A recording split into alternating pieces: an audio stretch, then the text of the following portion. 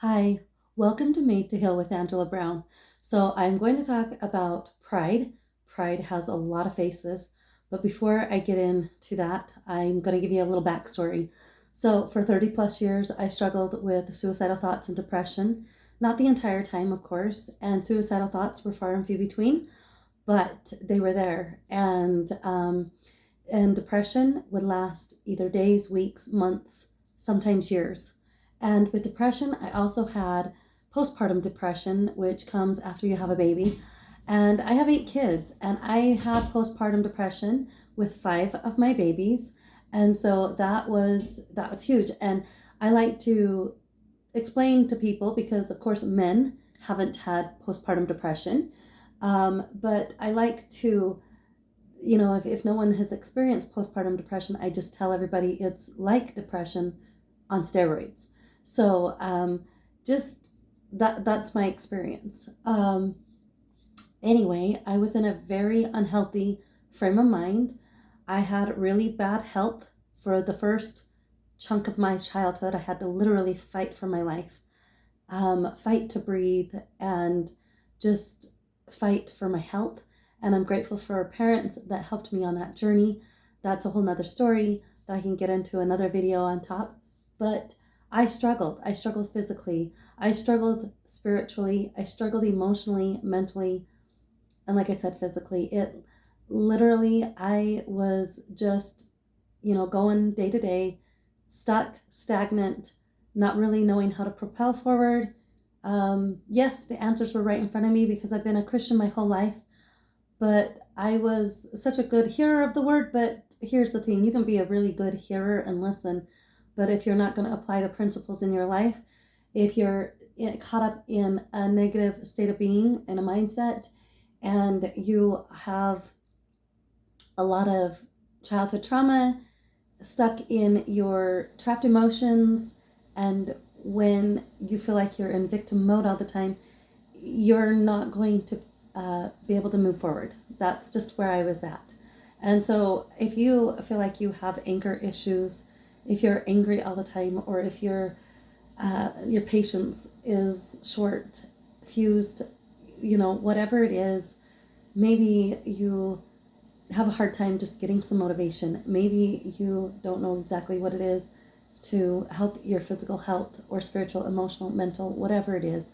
We all feel stuck, and um, it's something that we can move forward. Literally, we can move forward in wherever we're at. So I'm going to talk about the many different faces of pride, but I can't do it all in one day because pride has so many different faces. But when I was in my unhealthy state of mind, pride was huge. And I am going to share a talk, not today, but this week or next week, whatever, I will get into it. I think it's important. It'll probably actually be tomorrow, my video for tomorrow, because pride has many faces.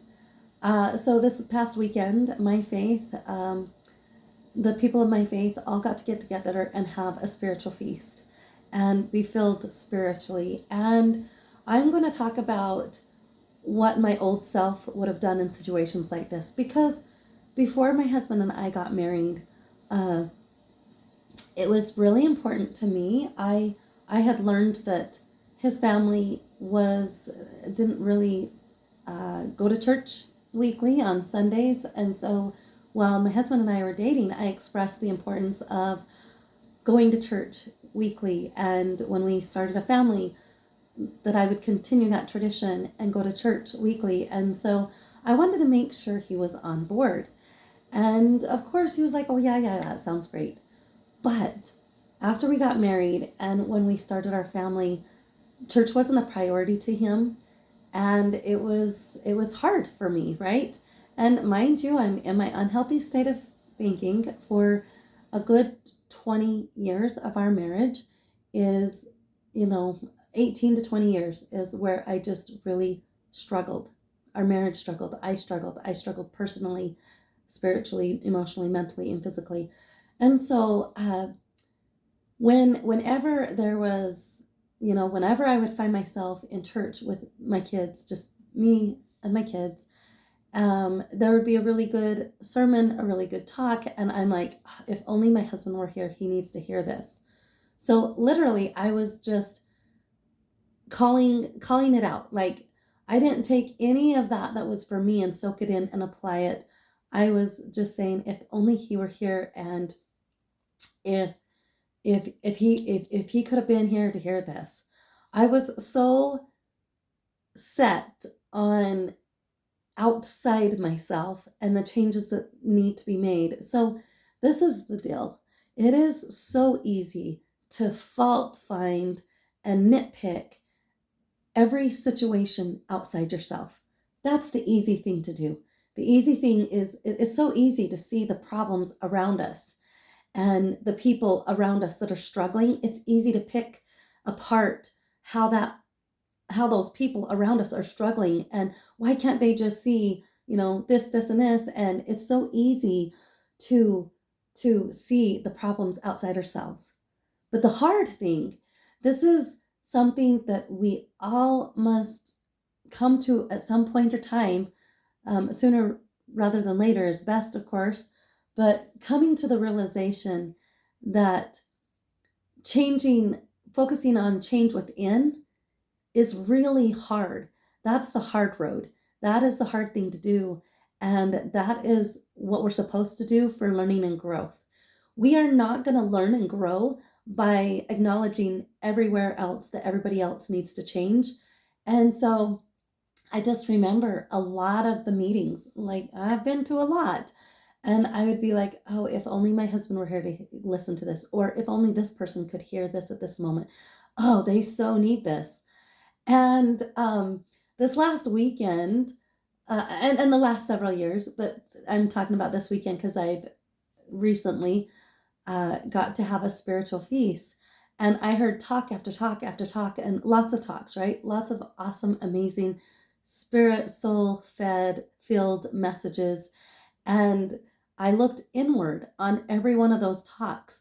It was, what can I get from this? How can I learn and grow from this? And it literally changes your perspective. You're not worried about everybody else around you. The only way you can change this world is to make changes within. And when you're focused on changing other people, it's not going to happen. All that is going to do is put a strain on your relationships. And so when we can look from within and make the changes from within, that is how true change comes from. True change comes from when we're willing to look at ourselves. First of all, we have to be aware. We have to be aware of what's going on, and our negative thinking, when it creeps up, we have to be aware of the thoughts that come into our mind, and we need to acknowledge. And with this awareness and acknowledgement, a reflection time comes. It's like you reflect and you look and go, okay, well, how am I processing through things? How am I reacting to things? What am I to get from this? Okay, so when we can do some reflection, going, okay, what are some things that I can stop doing, what I can start doing, and what's going to help me grow? Okay, when we're focused on change within, then that is when we are really connecting with God, and that's when we're having humility.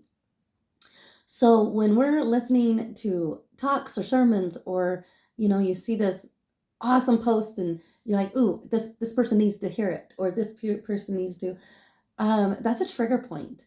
That is a triggering point, and it's actually subconsciously something that your soul and spirit needs as well. So focusing, because we cannot change a single person on this planet. That's not our job. Our job is not to change. So in fact, I got thinking, a lot of the times I would listen to talks, and I would judge people like, this person needs to hear this, and where are they when this message is being said? And the two greatest commandments aren't to judge God and to judge others around us as we judge ourselves. It's quite the other way around. It's to love God with all your heart, mind, and strength, and to love others like you love yourself. Love. So take down the judgments. Judgments is nothing but, when we have judgments, it's just barriers that puts us um, at dis-ease with ourselves, with God, with one another, other people around us. So the important part is to remember love. Uh, so that is part of pride. When we're thinking, oh, so and so needs to hear this, or where so and so, this message is totally for them. Oh my gosh, I got to share this with them. When we're having those kinds of thoughts, and I'm just speaking from experience, when I had those thoughts, I was closing myself off to growth. I was being very prideful because I didn't see that there was a need for me to change. I didn't see that there was anything wrong going on within. When I was so willing to look at everything going wrong outside myself, but yet I wasn't willing to look what was going on wrong within. That's when we have a problem. That's when we're unteachable. We are unteachable when we're thinking it's for everybody else around us but ourselves. That's a scary point to be at. So just, I challenge you, when you come across something and a trigger sets you off, like, oh, if my child could read that, or if my spouse could read that, if they could just be hearing that. It could be a parent or a sibling or whatever. Like, where's so and so when this is being done? And I'm even guilty of, how we worry about everybody else around ourselves but ourselves. I mean, I even find myself doing it from time to time when I'm in traffic, when I'm driving down the road and someone runs a red light, and I'm like, oh, where are cops when you need them? Like, where are they to get this guy and pull them over and give him a ticket, because that's so reckless. So there's times where I've even taken those thoughts into, like, when I'm driving, and so it's just, if we can just drop those thoughts and just, instead of, being so harsh and judgmental, just replace it with love and understanding. And, you know, instead of just having a bad thought to somebody that runs a red light, which I've seen the last month and a half a few times, and I've just had those, oh my gosh, what are they thinking? And then when I replaced it with, wow, they must be in a hurry. God bless them on the journey. I hope they get where they need to go, because it must be pretty important.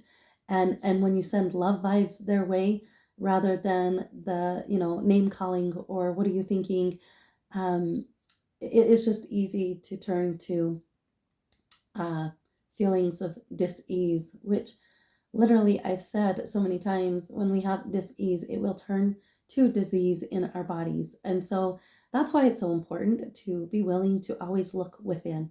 So the change within is where it counts.